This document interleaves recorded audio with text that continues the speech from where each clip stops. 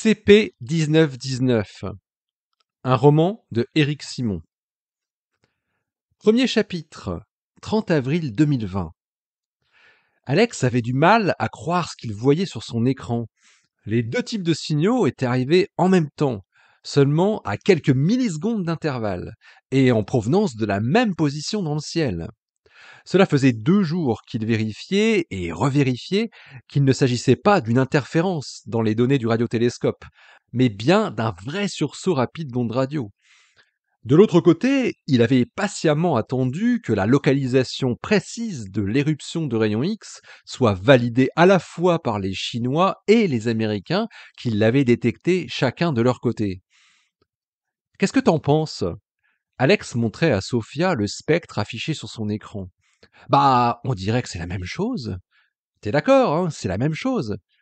Ouais, honnêtement, je crois qu'on peut dire ça. La même source. Le premier magnétar avec des sursauts d'ondes radio aussi courtes.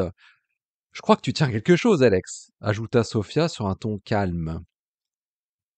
Les données de l'émission de rayons X de SGR 1935 plus 2154 leur étaient parvenues 2 jours auparavant.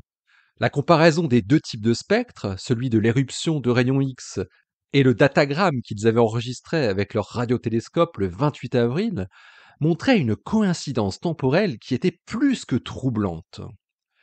La forte émission de rayons X avait débuté le 27 avril et avait été détectée tout d'abord par le télescope spatial HXMT, qui avait été à l'origine de la première alerte, puis plusieurs heures plus tard par les télescopes Swift et Fermi GBM.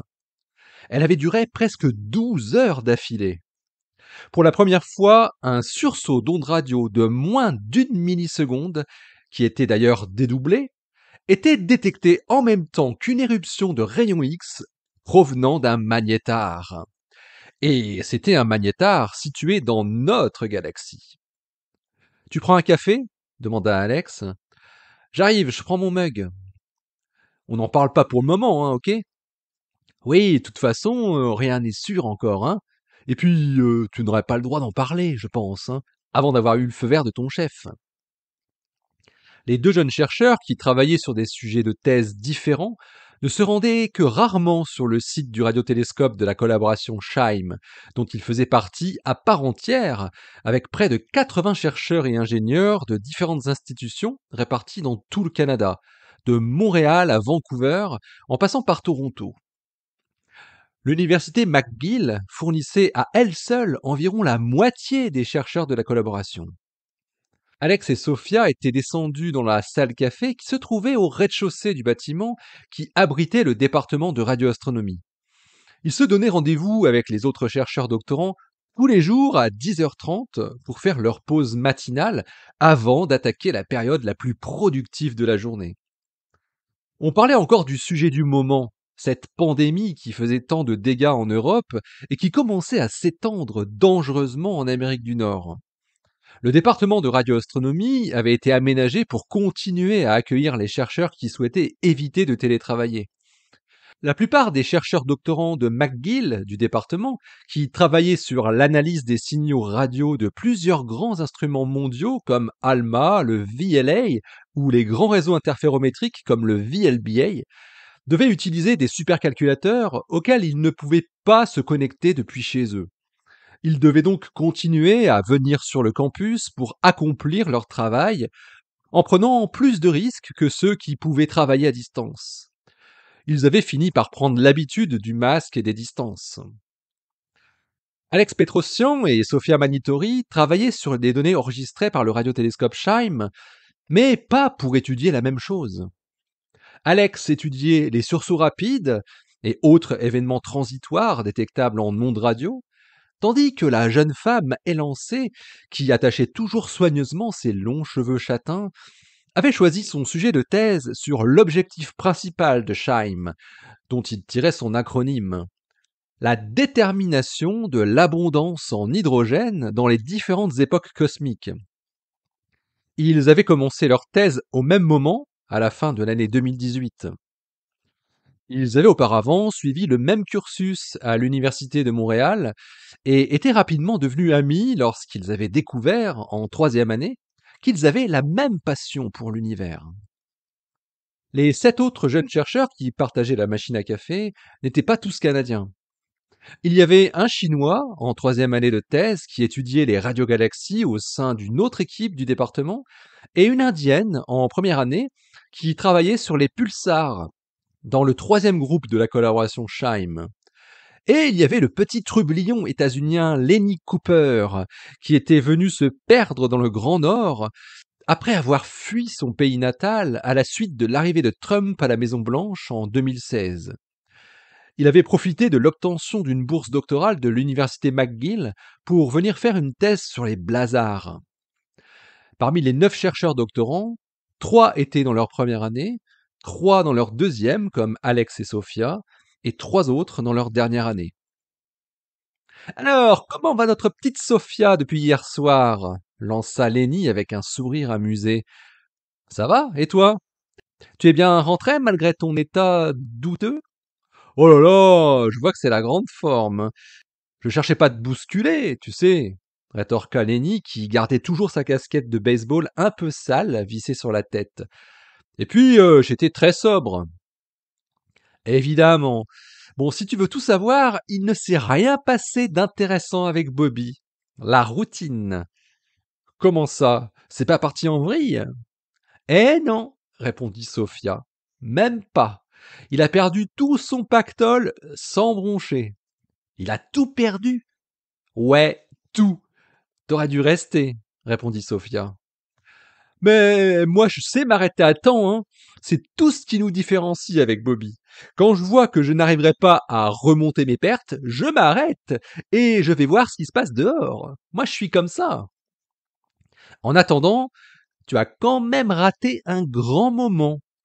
Bobby nous a sorti toute la vie et l'œuvre de Jocelyn Bell. C'était exceptionnel, du grand Bobby. Ah ouais? Et il a attendu que je sois parti pour ça?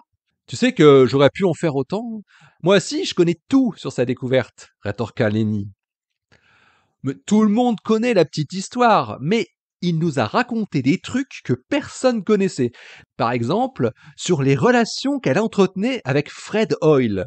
Et pourquoi il a été le premier à dire, dès 74, qu'elle aurait dû recevoir le prix Nobel avec Ewish et Ryle. Ah bah va falloir que tu me racontes ça alors, hein, répondit Lenny. Pas tout de suite, mais ok, si tu veux, je te raconterai. En attendant, j'ai gagné 120 dollars au final, moi. Sophia participait volontiers aux soirées de jeux qui étaient organisées par les jeunes chercheurs doctorants de McGill.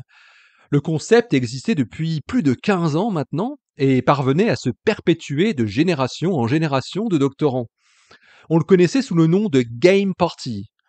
Il n'y avait pas que des jeux d'argent, même si les parties de poker revenaient régulièrement et attiraient toujours un nombre plus important de joueurs. Alex n'était, lui, pas très friand de ces soirées souvent bien arrosées. Il était plutôt du genre un peu réservé, et il écoutait attentivement les récits du lendemain qui relataient les exploits des uns et des autres, mais sans aucune empathie ou jalousie. Il regardait ça sous l'œil d'un sociologue qui étudierait la faune produisant la recherche scientifique du Canada. Scheim était un radiotélescope un peu atypique, et tous les jeunes chercheurs qui travaillaient avec étaient fiers d'appartenir à cette communauté singulière. L'acronyme signifiait Canadian Hydrogen Intensity Mapping Experiment, mais il n'était pas utilisé uniquement pour cartographier les quantités d'hydrogène présentes dans les galaxies très lointaines, loin s'en fallait. Comme Scheim avait été conçu pour maximiser l'efficacité de détection, il offrait un grand champ de vision instantané d'environ 200 degrés carrés sur le ciel, ainsi qu'une large couverture en fréquence des ondes radio, entre 400 et 800 MHz. Les signaux pouvaient donc être traités pour former une carte en 3 dimensions de la densité d'hydrogène, utilisée pour mesurer l'évolution de l'expansion de l'univers. Mais ils pouvaient aussi être utilisés pour rechercher des signaux radio transitoires rapides, qu'on appelait aussi des sursauts radio rapides, ou des FRB, selon l'acronyme anglo-saxon en vigueur, Fast Radio Bursts. Et le radiotélescope était aussi exploité pour la surveillance de plusieurs pulsars au jour le jour. Les sursauts radio rapides étaient de brefs sursauts d'ondes radio qui ne duraient que quelques millisecondes. Ils provenaient, pensait-on, de sources situées bien au-delà de notre galaxie. Ce phénomène avait été découvert pour la première fois en 2007 en Australie avec un autre radiotélescope, celui de Parkes. Depuis, des dizaines de FRB avaient été détectés, sans que l'on parvienne à déterminer quelle pouvait en être la cause. Les chercheurs avaient estimé qu'environ 1 millier de sursauts de ce type devaient atteindre la Terre chaque jour, mais on n'en détectait que quelques-uns de ci, de là, nos instruments n'étant pas suffisamment sensibles. Cette fin de printemps 2020 promettait un nombre de détections de sursauts radio bien plus important que les mois précédents, grâce à une mise à niveau de l'électronique rapide qui équipait le réseau d'antennes. Mais ce qu'avait trouvé Alex dans les données du 28 avril était potentiellement très important. Ça ressemblait trait pour trait à un FRB et c'était coïncident à la fois temporellement et spatialement avec une éruption de rayons X qui provenait d'un magnétar de notre galaxie. C'était la première fois qu'on pouvait associer directement un FRB avec un objet aussi emblématique qu'un magnétar, alors que certaines théories proposaient justement que les magnétars puissent être à l'origine des FRB. Sophia et Alex connaissaient tout sur les étoiles à neutrons et leurs variantes diverses, pulsars et magnétars, qu'ils avaient étudiées au cours de leur master d'astrophysique dans le cours sur les objets compacts qui était donné par Carl Friedman, un spécialiste du domaine, passionné et passionnant. Ce qui faisait la grosse différence entre les pulsars et les magnétars, c'était l'intensité de leur champ magnétique. Les magnétars avaient un champ magnétique environ 100 fois plus fort que les pulsars.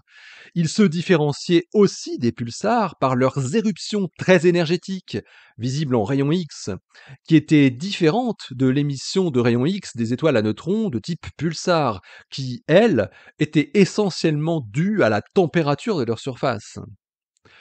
Le premier magnétar avait été découvert 12 ans après la découverte du premier pulsar par Jocelyn Bell, par une éruption brutale de rayons X inconnue jusqu'alors dans les pulsars, dont on suivait avant tout les pulsations d'ondes radio périodiques qui reflétaient la rotation de l'astre moribond. Jocelyn Bell était encore une icône pour beaucoup de jeunes chercheurs qui s'intéressaient aux pulsars ou plus généralement à la radioastronomie. L'astrophysicienne britannique s'était rendue célèbre pour avoir détecté pour la première fois un signal radio périodique à la fin de l'automne 1967, à l'aide d'un réseau d'antennes construites initialement pour détecter d'autres sources d'ondes radio. Sa découverte des pulsars avait été tellement énorme que le prix Nobel avait été décerné 7 ans plus tard à son directeur de thèse, Anthony Hewish, alors qu'elle le méritait plus que lui, pensait-on. Alex, comme tous ses jeunes collègues, connaissait l'histoire par cœur, et tous pensaient, au vu du travail qu'elle avait accompli entre juillet 1967 et février 1968, qu'elle aurait dû partager le fameux prix de l'Académie suédoise. Qu'est-ce qu'il a raconté qu'on ne connaît pas déjà sur Jocelyn Bell, bredouilla Alex. Oui, moi aussi j'aimerais bien savoir. J'étais pas là non plus hier, renchérit Shiva, la discrète étudiante indienne, qui écoutait attentivement la conversation. Ok, bon, par exemple, Bobby nous a raconté qu'il avait lu quelque part que Jocelyn Bell trouvait tout à fait normal que ce soit son directeur de thèse qui reçoive le prix Nobel et pas elle. D'après cette déclaration, pour elle, c'était normal que les doctorants s'effacent entièrement devant leur directeur de thèse. Ouais, même si c'est elle qui a fait tout le boulot, chuchota Shiva. Et accrochez-vous, ce que rapportait Bobby, apparemment, ça datait de 10 ans après la découverte. Donc en 1977, elle disait encore ça, d'après lui.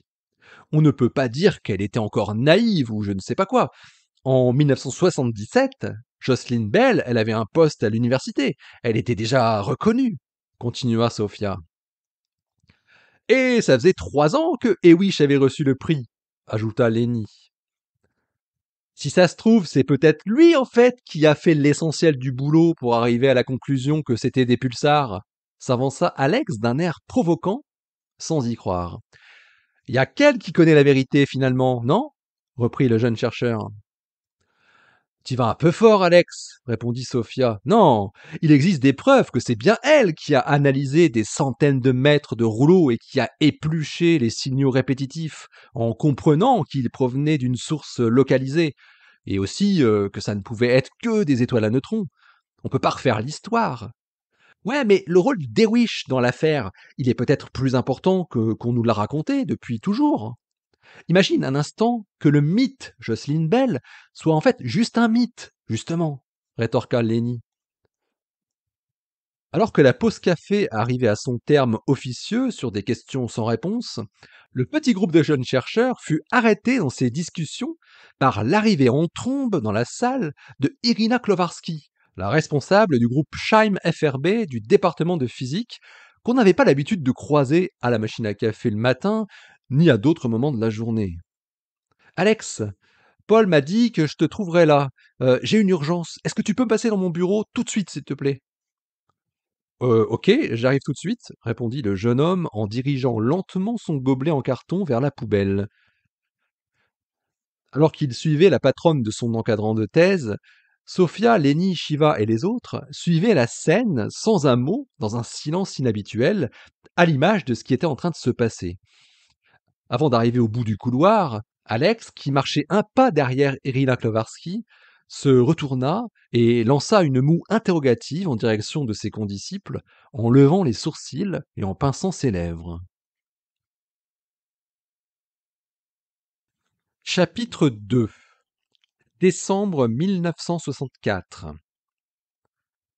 Vous êtes sûr que c'est ce que vous voulez faire, mademoiselle? Dans votre lettre, vous dites que le ciel vous a toujours intrigué et émerveillé.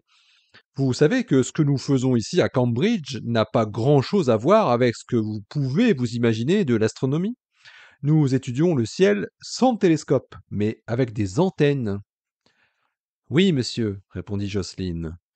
Depuis la découverte très récente des sources radio quasi-stellaires, j'ai l'impression qu'il y a de plus en plus de choses à découvrir, et notamment dans des gammes de fréquences très différentes de celles dont on a l'habitude. Comme je vous le disais dans ma lettre, j'aimerais découvrir des nouveaux astres. Et l'étude de ces objets quasi-stellaires dont on ne sait pas encore grand-chose me paraît très intéressante. Je vois en tout cas que vous avez obtenu de très bons résultats universitaires à Glasgow, c'est très bien. Et vous préféreriez construire une antenne radioastronomique ou bien analyser les signaux qu'on enregistre avec? Demanda Anthony Hewish, qui avait chaussé ses lunettes pour parcourir la lettre et le curriculum que lui avait envoyé la jeune étudiante qui paraissait avoir à peine 20 ans. Les deux m'intéressent, parce qu'avant d'analyser un signal quelconque, il faut bien construire l'instrument qui permet d'obtenir ces signaux. La réponse de la jeune étudiante, à l'œil pétillant derrière ses lunettes, fit mouche sur le jeune quadragénaire. Le sujet de thèse qu'il proposait dans le cadre de ses recherches au sein du département de physique et d'astronomie de New Hall College et du laboratoire Cavendish était justement axé sur la construction d'une nouvelle antenne radioastronomique pour tenter d'étudier les quasars, grâce au phénomène de scintillation qui est induit par le milieu interstellaire sur les ondes radio. Cela permettait de distinguer des sources étendues et des sources quasi ponctuelles, comme on pensait l'être les sources quasi-stellaires. Il avait besoin de quelqu'un de débrouillard, qui ne craigne pas de mettre les mains dans les câbles et de travailler dehors par tous les temps, c'est-à-dire sous la pluie.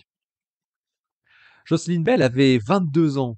Elle venait tout juste d'obtenir son Bachelor of Science à l'université de Glasgow, où elle venait de passer 3 merveilleuses années après avoir quitté son Irlande natale.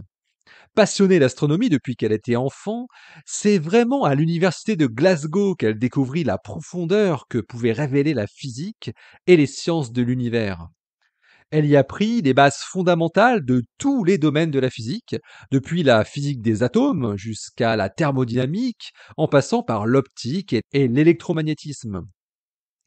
Mais c'est l'option astronomie qu'elle suivit en troisième année qui l'a ravie complètement.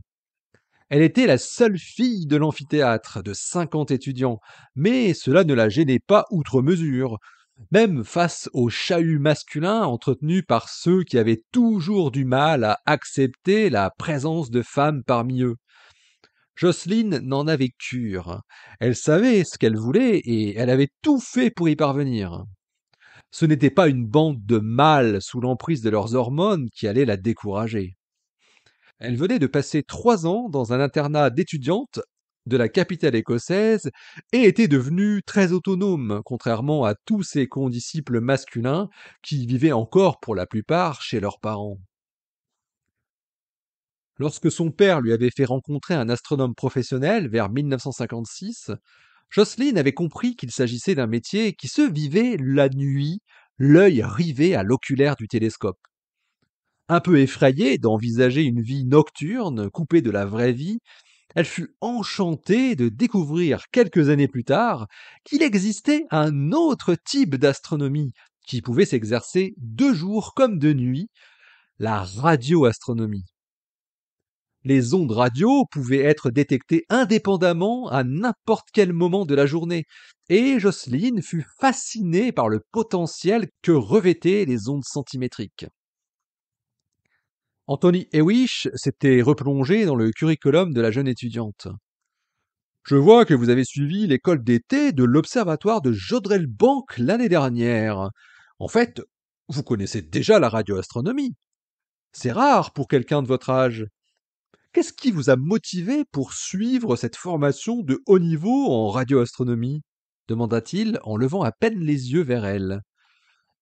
Quand j'étais plus jeune, répondit Jocelyne, j'avais écrit à Bernard Lovell pour avoir un conseil pour arriver à faire de la radioastronomie. Ah oui, directement à Lovell. Vous avez directement écrit au fondateur de Jodrell Bank et il vous a répondu demanda Hewish. Oui, il m'a simplement conseillé d'étudier la physique et que ça pourrait naturellement me mener là où je souhaitais.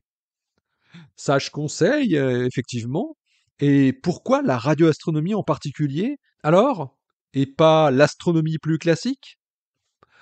Je crois que je ne suis pas faite pour vivre la nuit et comme on peut faire de la radioastronomie durant la journée, je trouve ça vraiment très intéressant. Je savais bien sûr que le professeur Lovell avait fondé l'observatoire de Jodrell Bank, et quand j'ai appris en janvier 1964 que l'observatoire de Jodrell Bank organisait des cours d'été en radioastronomie, j'ai aussitôt candidaté et j'ai eu la chance d'être accepté. J'ai beaucoup appris en l'espace de 2 mois, énormément. D'ailleurs, j'aurais bien aimé poursuivre un travail doctoral chez eux. Mais je n'ai jamais obtenu de réponse suite à la candidature que j'avais envoyée en septembre. Et c'est juste après que j'ai pris connaissance de votre proposition de thèse. Oh, je comprends un peu mieux pourquoi vous vous êtes manifesté si tardivement. Normalement, en décembre, nos étudiantes sont déjà toutes installées, mais vous avez le gros avantage d'avoir déjà un financement, ce qui va faciliter grandement les choses. Oui, j'ai obtenu une bourse individuelle du gouvernement d'Irlande du Nord pour conduire une thèse dans le domaine de mon choix. Et Cambridge serait pour moi une opportunité incroyable pour intégrer le milieu de la radioastronomie, peut-être même plus intéressante encore qu'à Jodrell Bank, à mon avis. Oui, c'est bien possible, répondit Hewish. Il marqua un silence, puis ajouta: Écoutez, pour moi, en voyant votre motivation et le cursus que vous avez déjà suivi, je pense que cela ne posera aucun problème pour que je dirige votre thèse. Vous construirez une toute nouvelle antenne qui n'a pas grand-chose à voir avec le radiotélescope de Jodrell Bank, mais qui devrait permettre d'étudier les quasars assez facilement. Bien sûr, nous partons de rien, et il faudra tout bâtir, depuis la mise en place du réseau d'antennes jusqu'aux mesures et leur analyse. C'est un travail qui sera peut-être fastidieux par moments, mais qui vous intéressera très certainement. Oh, j'en suis sûr. Merci beaucoup, répondit Jocelyne en guise d'acceptation du travail proposé.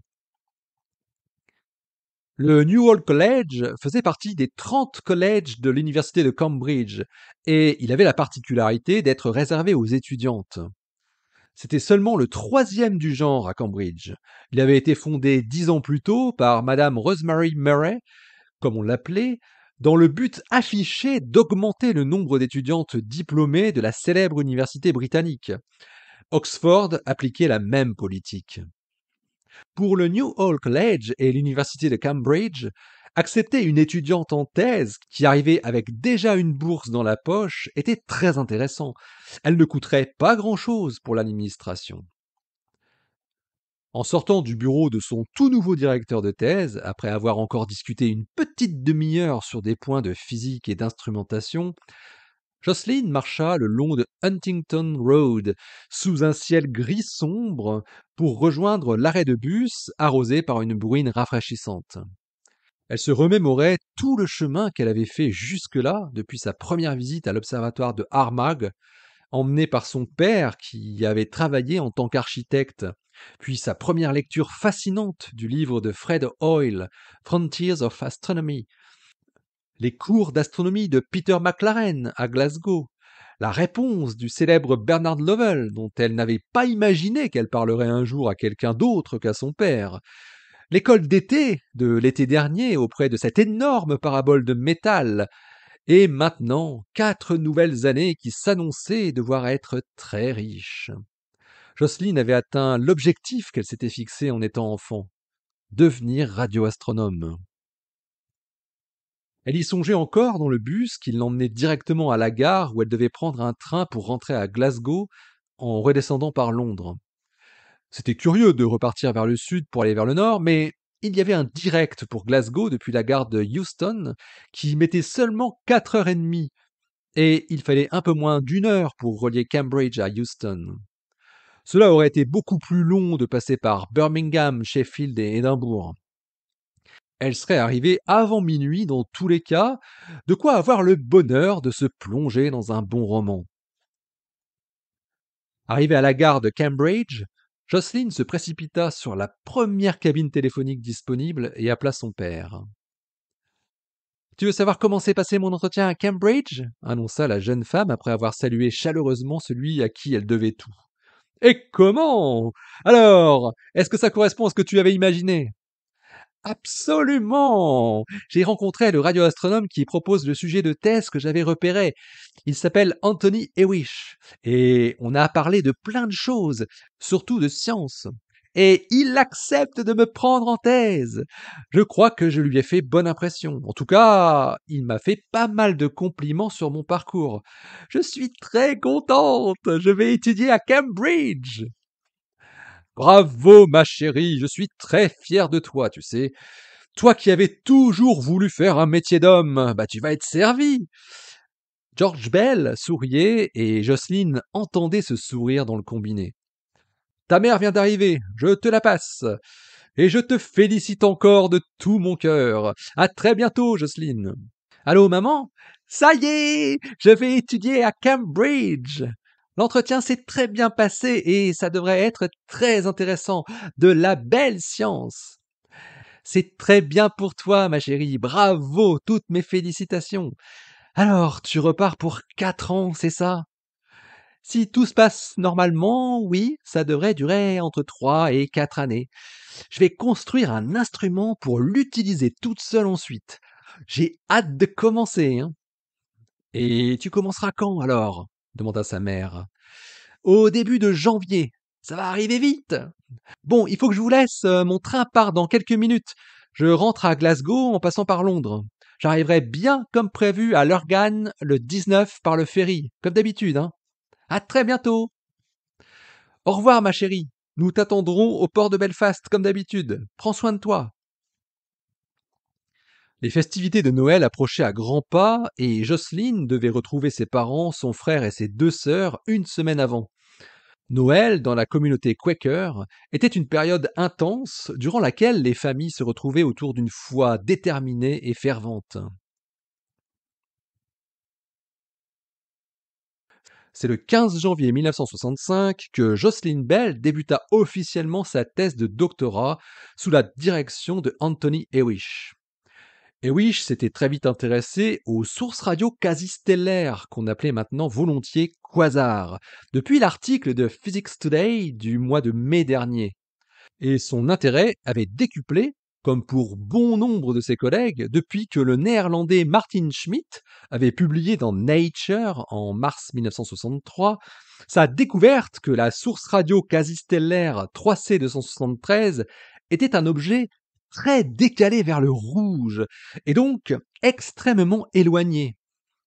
Le décalage spectral que Schmidt avait mesuré sur cette source dans le visible, grâce à des spectres enregistrés avec le télescope du Mont Palomar, valait 0,158. Cela signifiait que 3C273 se trouvait à une distance de 2 milliards d'années-lumière, dans une galaxie très lointaine. Suite à cette découverte, qui fit grand bruit dans toute la communauté, les projets d'études avaient brutalement foisonné pour essayer de mesurer le décalage vers le rouge d'autres sources radio quasi-stellaires qui avaient été regroupées dans un catalogue dédié par les collègues de Hewish à partir de 1958, le troisième catalogue de Cambridge, qu'on appelait le 3C. Les astrophysiciens voulaient maintenant comprendre ce que pouvaient être ces objets qui avaient une luminosité intrinsèque aussi gigantesque. Le projet de Hewish et de ses collaborateurs était de construire un nouvel instrument pour étudier l'émission radio des quasars à partir du phénomène de scintillation. Le phénomène apparaissait lorsque les ondes radio traversaient le vent solaire produit par le Soleil. Son idée était d'essayer de déterminer avec le plus de précision possible comment varier la scintillation des quasars en fonction de la densité du vent solaire, qui n'était pas la même dans différentes directions du ciel. Cela devait permettre d'obtenir une estimation approximative du diamètre angulaire d'un quasar. Les astronomes cherchaient surtout à savoir s'il s'agissait de sources étendues ou vraiment ponctuelles, comme les premières détections semblaient le dire. Hewish avait proposé un sujet de thèse consacré à ce projet, et curieusement, il n'avait reçu que 2 candidatures depuis le mois de juillet. Le premier candidat, qu'il avait reçu dans les premiers jours de septembre, ne faisait vraiment pas l'affaire. Hewish avait l'impression qu'il postulait uniquement par dépit, en cherchant un plan B au cas où il ne serait pas accepté dans une autre thèse. Par ailleurs, outre son manque de motivation visible, son profil n'était pas tout à fait en accord avec celui que Hewish recherchait pour construire et exploiter son radiotélescope. Le jeune homme était surtout intéressé par les quasars sous l'angle théorique et n'avait jamais touché une antenne de sa vie. Durant les 2 mois de l'été 1964 que Jocelyn avait passé à Jodrell Bank, le mot quasar, qui venait d'être inventé par Hong Yi-chiu, un astrophysicien taïwanais naturalisé américain, revenait sans cesse dans les conversations des jeunes et des moins jeunes. On sentait une effervescence pleine de curiosité. Comment expliquer des objets aussi compacts montrant une luminosité aussi forte en étant aussi éloignés de plusieurs milliards d'années-lumière?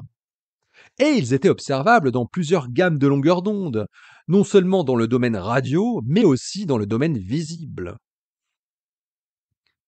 Les sources radio quasi-stellaires étaient le sujet numéro 1 chez les radioastronomes, mais aussi chez les autres spécialistes de la discipline, jusqu'aux théoriciens.